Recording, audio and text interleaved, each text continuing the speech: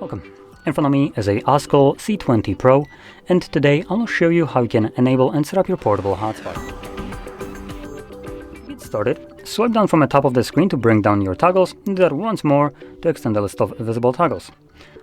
We're looking for the hotspot one, so swipe through the pages till we find it. For me, it's on the last page or right over here. Once you see it, you can hold it the first time around, as this will quickly take you to the settings.